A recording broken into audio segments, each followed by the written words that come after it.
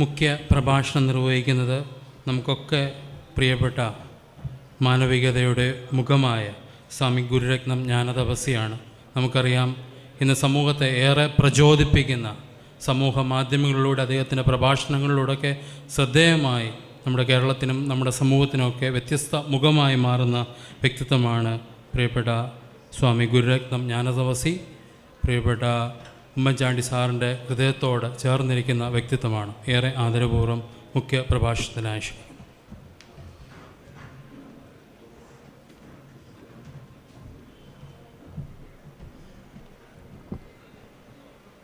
എല്ലാവർക്കും വിനീതമായ നമസ്കാരം. ഏറ്റവും ബഹുമാന്യനായ ഈ ചടങ്ങിൻ്റെ അധ്യക്ഷൻ അഭിവന്ദ്യനായ ഡോക്ടർ യൂഹന്നാൻ മോർ ദിയസ്കോറോസ് മെത്രോപൊലീത്ത തിരുമേനി, ഇവിടെ ഉദ്ഘാടനം നിർവഹിച്ച അഭിവന്ദ്യനായ ഡോക്ടർ തിയഡോഷ്യസ് മാത്രോമ മെത്രോപൊലീത്ത തിരുമേനി, ഇവിടെ സന്നിഹിതരായിരിക്കുന്ന P J Kurian sir, Chandichan, ബഹുമാന്യനായ ആൻഡോ ആൻ്റണി എം.പി., ബഹുമാന്യനായ Mathew T Thomas MLA, Shri Joseph M. Puthussery, സ്വാഗതം ആശംസിച്ച reverend doctor Sunny George, Varghese C Thomas, Malayala Manorama, അതുപോലെ ഈ പുസ്തകം ഇവിടെ നമുക്കായി സമർപ്പിക്കുന്ന ശ്രീ അലക്സ്, ഇവിടെ എത്തിയിരിക്കുന്ന വൈദിക ശ്രേഷ്ഠരെ, ഏറ്റവും ബഹുമാന്യരായ സഹോദരി സഹോദരന്മാർ, ഉമ്മൻചാണ്ടി സാറിനെക്കുറിച്ചൊരു മുഖ്യ പ്രഭാഷണം നടത്തുക എന്ന് പറയുന്നത് വളരെ വലിയൊരു ടാസ്ക്കാണ്.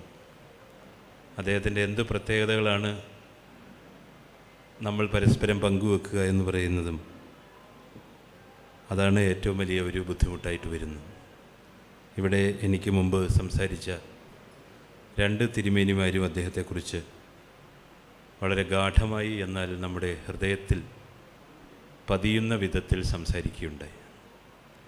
എന്നെ സംബന്ധിച്ചിടത്തോളം ആശ്രമത്തിൻ്റെ പ്രവർത്തനങ്ങളിലും അതുപോലെ പൊതുരംഗത്തും ആത്മീയ രംഗത്തുമൊക്കെ ഒട്ടനവധി ഓർമ്മകൾ സമ്മാനിക്കുന്ന ഒരു വ്യക്തിയാണ് അദ്ദേഹം. സുദീർഘമായ ഒരു സംഭാഷണത്തിന് ഈ അവസരത്തിൽ ഞാൻ മുതിരുന്നില്ല. ഞാൻ അദ്ദേഹത്തെ ഓർക്കുമ്പോൾ എൻ്റെ മനസ്സിൽ ആദ്യമായി ഓർമ്മ വരുന്നത്, നമ്മളൊക്കെ ഓരോ പ്രസ്ഥാനങ്ങളൊക്കെ നടത്തിക്കൊണ്ടിരിക്കുന്ന സമയത്ത് ആ പ്രസ്ഥാനത്തിൻ്റെ യാത്ര എന്ന് പറയുന്നത് ഒട്ടും സുഗമമായിരിക്കുകയില്ല. പലപ്പോഴും ഒട്ടനവധി പ്രതിസന്ധികളിലൂടെയാണ് എല്ലാ പ്രസ്ഥാനങ്ങളും എപ്പോഴും മുന്നോട്ട് പോയിക്കൊണ്ടിരിക്കുന്നത്. ഞാൻ പ്രതിനിധാനം ചെയ്യുന്ന ആശ്രമത്തെ സംബന്ധിച്ചിടത്തോളം നിങ്ങൾക്കെല്ലാവർക്കും അറിയാം, തിരുവനന്തപുരം ശാന്തിഗിരി ആശ്രമം, പോത്തൻകോട്. 2004 ആശ്രമത്തിന് ഒരു വലിയ പ്രതിസന്ധി ഉണ്ടായി. ആ പ്രതിസന്ധി എങ്ങനെ തരണം ചെയ്യണമെന്നറിയാതെ ഞങ്ങളെല്ലാവരും കുഴങ്ങിയിരിക്കുന്ന സമയം. അപ്പോൾ UDF ഭരിക്കുന്ന സമയമാണ്. ഗവൺമെൻറ്റിനെ കൊണ്ട് ചെയ്യിപ്പിക്കേണ്ടുന്ന ഒരു കാര്യമാണ്, പക്ഷേ അത്ര പെട്ടെന്ന് അത് ചെയ്യുവാനായിട്ട് സാധിക്കുകയില്ല. അന്ന് ഞാനും ആശ്രമത്തിൻ്റെ പ്രസിഡൻറ്റും കൂടി അന്ന് UDF കൺവീനറായിരുന്ന ഉമ്മൻചാണ്ടി സാറിനെ കാണാനായിട്ട് ചെന്നു. അവിടെ MLA ഹോസ്റ്റലിൽ ചെല്ലുന്ന സമയത്ത് ഒരു 500 ആളുകൾ ആ മുറിയിലുണ്ട്. ആളുകൾക്കിടയിലൂടെ എൻ്റെ ഈ കളറ് കണ്ടപ്പോൾ പെട്ടെന്ന് അദ്ദേഹം നമ്മളെ എവിടെ വെച്ച് കണ്ടു കഴിഞ്ഞാലും പെട്ടെന്ന് അടുത്ത് വിളിക്കും. എന്നെ അടുത്ത് വിളിച്ച്, അപ്പം ഞാൻ കാര്യം പറയാം, എല്ലാവരുടെയും മുമ്പിൽ വെച്ച് പറയാൻ സാധിക്കില്ല. അപ്പോൾ അങ്ങോട്ട് മാറി നിന്നിട്ട് അദ്ദേഹത്തോട് കാര്യം പറഞ്ഞു. ഈ 500 ആളുകൾക്കിടയിൽ നിന്നും അദ്ദേഹം ഇറങ്ങി.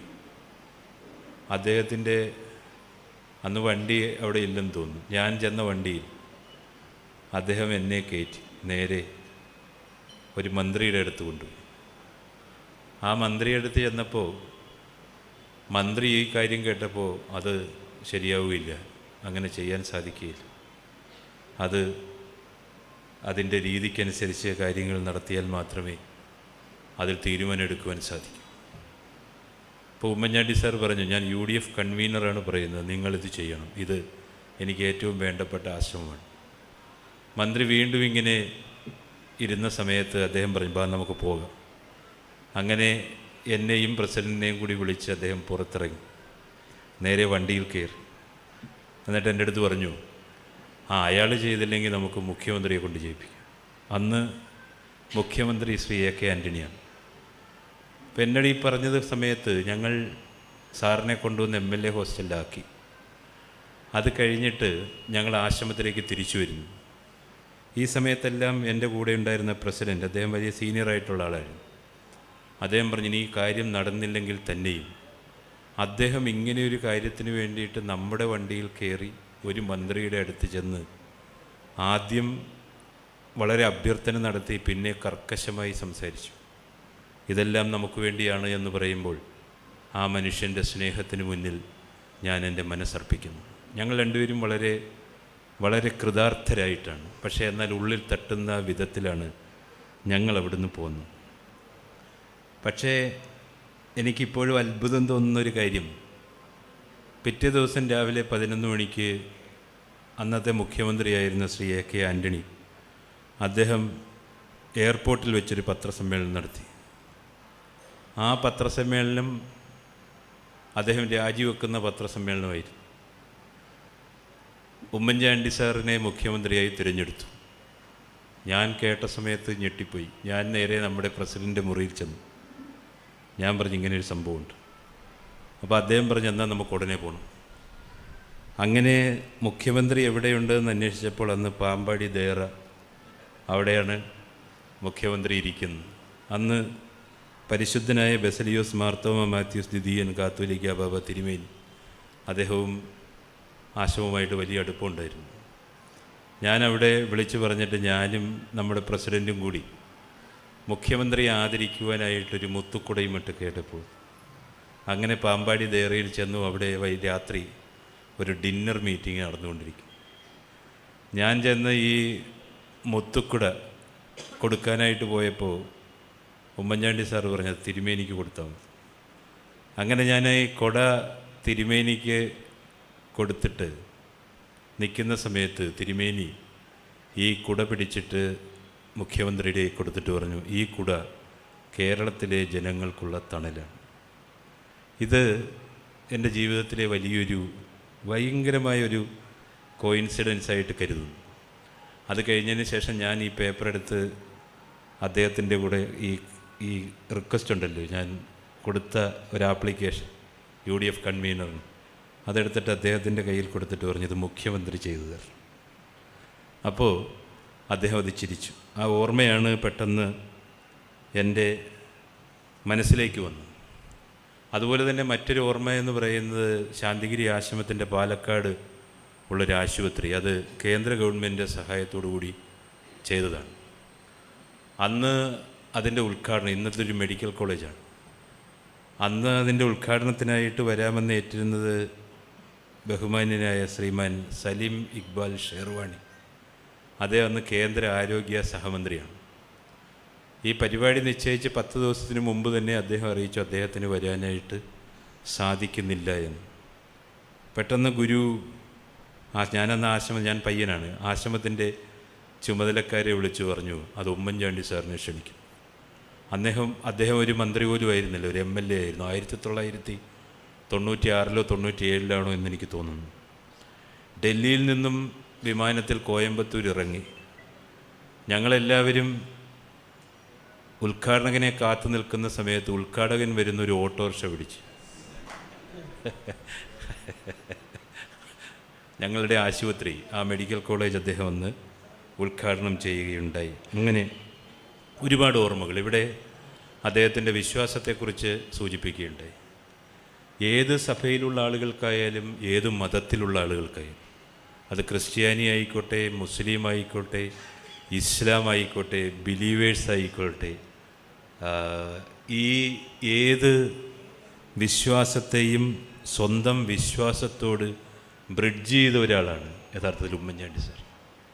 ശാന്തിഗിരി ആശ്രമത്തിൻ്റെ ഗുരുവായ കരുണാകര ഗുരുവിൻ്റെ ഒരു പടം നിങ്ങൾക്കൊരിക്കലും ഒരു സ്ഥലത്തും കാണാൻ സാധിക്കില്ല. പക്ഷേ അങ്ങനെ പടം കൊടുക്കുകയില്ല. പക്ഷേ ഗുരു സമാധി എന്ന് നമ്മൾ പറയാറില്ല. ഗുരുവിൻ്റെ ദേഹവിയോഗം നടന്ന സമയത്ത് മനോരമയുടെ മുമ്പിൽ വന്ന പടം ഉമ്മൻചാണ്ടി സാറ് ഗുരുവിൻ്റെ കൈകളിൽ ഇങ്ങനെ പിടിച്ചുകൊണ്ട് നിൽക്കുന്ന ഒരു ചിത്രം. ആ ചിത്രം ഇറങ്ങിയപ്പോൾ മറ്റു പത്രക്കാർ പലരും എന്ന് പറയുന്നത് വളരെ അസൂയയോടുകൂടി, വേറൊരു പത്രത്തിലും വന്നില്ല, എല്ലാത്തിനും ക്യാപ്ഷനാണ് വന്നത്. അപ്പം അങ്ങനെയൊക്കെയുള്ള എല്ലാ വിശ്വാസങ്ങളോടും ഞാനത് പറയാൻ കാരണമെന്ന് പറയുന്നത്, താനൊരു വിശ്വാസത്തിൽ നിൽക്കുക. ഇപ്പോൾ ആ പ്രാർത്ഥനയെക്കുറിച്ച് നമ്മൾ പറയുകയുണ്ട്. ഹൃദയത്തിൻ്റെ അഗാധതകളിൽ നിന്നും ദൈവത്തോടുള്ള അർത്ഥന, അതാണ് യഥാർത്ഥത്തിൽ പ്രാർത്ഥന എന്ന് പറയും. ആ പ്രാർത്ഥന ഏറ്റവും സമർത്ഥമായി വിനിയോഗിച്ച ഒരു പൊതുപ്രവർത്തകനാണ് ഉമ്മൻചാണ്ടി സാർ. അതുപോലെ തന്നെ ഇതര മതങ്ങളോടും അദ്ദേഹം ഇടപെട്ടത് ആ ഒരു തരത്തിൽ തന്നെയാണ്. ഒരുപക്ഷെ രാഷ്ട്രീയക്കാരിൽ ഇത്ര മതേതരവാദിയായിട്ടുള്ള ഒരാളിനെ കാണുവാൻ എൻ്റെ ജീവിതത്തിൽ അതിനു മുമ്പും അതിന് ശേഷവും സാധിച്ചില്ല എന്ന് പറയുമ്പോൾ അദ്ദേഹത്തിൻ്റെ നമ്മുടെ അഖണ്ഡതയെക്കുറിച്ച്, നമ്മുടെ വിശ്വാസത്തെക്കുറിച്ച്, നമ്മുടെ മതസൗഹാർദ്ദത്തെക്കുറിച്ച് ഒക്കെ ഏറെ അദ്ദേഹത്തിൻ്റെ ഉള്ളിൽ അതുപോലെ ഉണ്ടായിരുന്നു എന്ന് നമുക്ക് മനസ്സിലാക്കുവാൻ സാധിക്കും. ഇവിടെ ഉമ്മൻചാണ്ടി ഒരു സ്നേഹയാത്ര, അലക്സ് എന്നെ ഈ പരിപാടിയിൽ പ്രത്യേകമായി വിളിക്കുന്ന സമയത്ത് ഈ പുസ്തകത്തെക്കുറിച്ച് കുറച്ച് കാര്യങ്ങൾ സംസാരിക്കുകയുണ്ടായി. അതിലെ ചില ശകലങ്ങൾ പറയുവാനായിട്ടാണ് ഞാൻ എൻ്റെ ബാക്കിയുള്ള സമയങ്ങൾ വിനിയോഗിക്കുന്നത്. എനിക്ക് ശേഷവും നമ്മുടെ PJ കുര്യൻ സാർ ഉൾപ്പെടെയുള്ള പ്രധാനികളായിട്ടുള്ള വ്യക്തികൾ സംസാരിക്കാനുണ്ട്. ഞാൻ ദീർഘിപ്പിക്കുന്നില്ല. ആ പുസ്തകത്തിൽ പറയുന്ന വാക്കുകൾ വളരെ ഹൃദയസ്പർശിയാണ്. ഹൃദയം കൊണ്ട് തൊട്ടാണ് അലക്സ് ഓരോ വാക്കുകളും അതിനകത്ത് എഴുതിയിരിക്കുന്നു. നിസ്സഹായ ഹൃദയങ്ങളുടെ നല്ല അയൽക്കാരനായിരുന്നു ഉമ്മൻചാണ്ടി സാർ. വേദനകളിൽ അവരുടെ കൈകൾ പിടിച്ചു, അവരുടെ പ്രയാസങ്ങൾ ചെവി കൂർപ്പിച്ചു കേട്ടു, മനസ്സു തുറന്ന് സംസാരിച്ചിരുന്നു, ചിരിച്ചുകൊണ്ട് ചേർത്ത് പിടിച്ചിരുന്നു. അന്ത്യയാത്രയിൽ കണ്ണീർ പൊഴിച്ച് അവർ അദ്ദേഹത്തെ പൊതിഞ്ഞു. വഴിനീളെ കൂടെ നടന്നു. ഈ ജനവും ഇവരുടെ അനുഭവ സാക്ഷ്യങ്ങളും കേട്ടവരാണ് ഓരോ ദിവസവും പുതുപ്പള്ളിയിലെ കല്ലറയിലേക്ക് എത്തിക്കൊണ്ടിരിക്കുന്നത്. ഉമ്മൻചാണ്ടി സാറിൻ്റെ സംസ്കാരത്തിൻ്റെ പിറ്റേന്ന് മലയാള മനോരമയിൽ പ്രശസ്ത കഥാകൃത്തായ ഉണ്ണി ആർ എഴുതിയ ഒരു ലേഖനമുണ്ട്, ആദരം ജനാധിപത്യത്തിന്. ആ കഥാകൃത്തിൻ്റെ കുറിപ്പ് ഈ പുസ്തകത്തിൽ അലക്സ് എഴുതിയിട്ടുണ്ട്. ബഹുദൂരത്തെ മറികടക്കുവാൻ കുറുക്കു വഴികളില്ല, ആ ദൂരത്തെ നടന്ന് തന്നെ തീർക്കണം. ഈ നടത്തമാണ്. അതിന് അസാധാരണമായ പേശി ബലം ഉണ്ടാകണം, അക്ഷീണമായ മനസ്സും വേണം. വേരുകളിലേക്ക് ചെല്ലുക എന്ന ഗാന്ധി തത്വത്തിന് ഈ നടത്തലുണ്ട്. നെഹ്റു എഴുത്തിലൂടെ ഇന്ത്യയെ കണ്ടെത്തുകയും ചെറുമകൻ നടന്ന് ഇന്ത്യയെ കണ്ടെത്തുകയും ചെയ്യുന്നു. വാക്കിൽ നിന്ന് പൊരുളിലേക്കുള്ള ചരിത്രപരമായ നടത്തമാണ് കേരളത്തിൽ ഇത് സാർത്ഥകമാക്കിയ ഒരേ ഒരു മനുഷ്യനായ ഉമ്മൻചാണ്ടി ചെയ്തത്. നിറപറയോ താലപ്പൊലിയോ ഇല്ലാത്ത ആൾക്കൂട്ടത്തിന് നടുവിൽ അവരുടെ സങ്കടങ്ങളും നിലവിളികളും കേട്ടു നിൽക്കുവാൻ ഒരു സ്ഥിരപ്രതിജ്ഞന് മാത്രമേ കഴിയൂ. ഓരോ പരാതിക്കും മേൽ എന്ത് പരിഹാരം തീർക്കുവാനാകും എന്ന ആധിയും അദ്ദേഹത്തിനുണ്ടായിരുന്നു. ജനങ്ങൾ നീട്ടിയ വെള്ളക്കടലാസിന് പിന്നിലെ ഇരുണ്ട വേദനകളെ തന്നാലാവും വിധം സമാശ്വസിപ്പിക്കുവാൻ ശ്രമിച്ച് പരിഹാരം കണ്ടെത്തുകയുണ്ടായി. തിരുവനന്തപുരത്ത് നിന്ന് കോട്ടയത്തേക്കുള്ള ദൂരം അളന്നാലും തീരാത്ത വിധം പോയതെന്തുകൊണ്ട് എന്ന് നമ്മുടെ രാഷ്ട്രീയക്കാരും പൊതുപ്രവർത്തകരും മനസ്സിലാക്കണമെന്ന് അലക്സ് പറഞ്ഞു വെക്കുകയാണ്. ജീവിതത്തിൽ ഒട്ടേറെ ആളുകൾ, നേരത്തെ തിയഡോഷ്യസ് തിരുമേനി അതിനെക്കുറിച്ച് സംസാരിച്ചു, ഒട്ടേറെ ആളുകൾ വേട്ടയാടിയപ്പോഴും ആരോപണങ്ങൾ നേരിട്ടപ്പോഴും മനുഷ്യകുലത്തിനു വേണ്ടി കുരിശുമരണം പ്രാപിച്ച ക്രിസ്തുവിലുള്ള വിശ്വാസം ഉമ്മൻചാണ്ടി സാർ മുറുകെ പിടിക്കുകയുണ്ടായി. വ്യതിചലിക്കാതെയുള്ള വിശ്വാസമായിരുന്നു അദ്ദേഹത്തിന് ഉണ്ടായിരുന്നതെന്നത് പിന്നീട് കാലം തെളിയിച്ചു. ഉമ്മൻചാണ്ടി സാറിൻ്റെ കല്ലറയിൽ എഴുതി വച്ചിരിക്കുന്ന വാചകം ഇപ്രകാരമായിരുന്നു: ഈ മനുഷ്യൻ സത്യമായും നീതിമാനായിരുന്നു. ബൈബിളിലെ വിശുദ്ധ ലൂക്കോസിൻ്റെ സുവിശേഷത്തിൻ്റെ 23-47 അധ്യായങ്ങളിൽ ഇപ്രകാരം രേഖപ്പെടുത്തിയിട്ടുണ്ട്. യേശു ക്രിസ്തുവിൻ്റെ കുരിശുമരണം നടപ്പാക്കിയ റോമൻ ശതാധിപൻ ക്രിസ്തുവിനെ പറ്റി പറഞ്ഞ ഈ വാക്കുകളാണ് കല്ലറയിൽ തെളിഞ്ഞു നിൽക്കുന്നത്. ഈ വാക്കുകൾ ഞാൻ ഒരിക്കൽ കൂടി ഇവിടെ കുറിക്കുന്നു: ഈ മനുഷ്യൻ വാസ്തവത്തിൽ നീതിമാനായിരുന്നു. വിലാപയാത്രകൾ നമ്മൾ പലതും കണ്ടിട്ടുണ്ടെങ്കിൽ തന്നെയും തിരുവനന്തപുരത്തിൻ്റെ വീഥികൾ ബുധനാഴ്ച അതൊക്കെ ഞങ്ങളൊക്കെ നേരിട്ട് കണ്ടതാണ്. ഉമ്മൻചാണ്ടി സാറിനെ കാണാനെത്തിയ സാധാരണക്കാരെ കൊണ്ട് ആ നഗരം നിറഞ്ഞു കവിഞ്ഞു മുക്കിലും മൂലയിലുമൊക്കെ കണ്ണടച്ച് നിശബ്ദമായി നിങ്ങൾ കിടക്കുമ്പോൾ ജനങ്ങളുടെ വിങ്ങുന്ന മനസ്സും മുഖവും കാണുന്നതും ഞങ്ങൾ മാത്രമാണ്. കടന്നു പോകുന്നത് മുൻ മുഖ്യമന്ത്രിയും ജനനായകനും മാത്രമല്ല, സ്നേഹം നിറഞ്ഞ അയൽക്കാരനും കാരണവരും ജ്യേഷ്ഠ സഹോദരനുമാണ്. തൊഴുകൈകൾ നിറഞ്ഞ കണ്ണുകൾ, നഷ്ടബോധം പ്രതിഫലിക്കുന്ന മുഖങ്ങൾ, വർണ്ണചിത്രങ്ങൾ, മെഴുകുതിരികൾ, പൂമാലകൾ, വാവിട്ട് കരയുന്നവർ, വലിയൊരു ശൂന്യത മുഖമാകെ നിറഞ്ഞവർ, ചങ്കുപൊട്ടി മുദ്രാവാക്യം വിളിക്കുന്നവർ, ഇവർക്കിടയിലൂടെ ഉമ്മൻചാണ്ടി പോവുകയാണ്.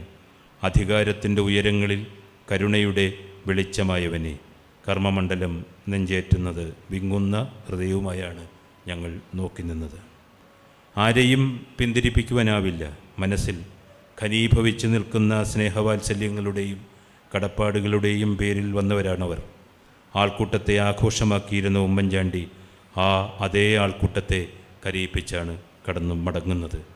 ഈ ബസ്സിൽ നിന്ന് കാണുന്ന കാഴ്ചകളും കണ്ണീരും പ്രണാമങ്ങളും ഒന്നു തെളിയിക്കുന്നു: കെടാവിളക്കായി നിങ്ങൾ 1000 ഹൃദയങ്ങളിൽ ജീവിക്കും. അലക്സിൻ്റെ പുസ്തകം നമ്മുടെയൊക്കെ ഹൃദയത്തിനെ സ്നേഹം കൊണ്ട് പൊതിയുകയാണ്, വേദനിപ്പിക്കുകയാണ്. വളരെ മനോഹരമായി ഒരു മനോഹാനുഭാവൻ്റെ ജീവിതം എഴുതി ചേർത്ത അലക്സ് എന്ന ഈ എഴുത്തുകാരൻ എൻ്റെ സ്നേഹാദരങ്ങൾ അറിയിക്കുന്നു. അതുപോലെ തന്നെ ആ മഹാമനുഷ്യനെ ഓർമ്മിപ്പിക്കുന്ന ഈ അവസരത്തിലിവിടെ എത്തിച്ചേർന്ന എല്ലാവരോടുമുള്ള എൻ്റെ സ്നേഹാദരങ്ങൾ അറിയിച്ചുകൊണ്ട് നിർത്തുന്നു. നന്ദി, നമസ്കാരം.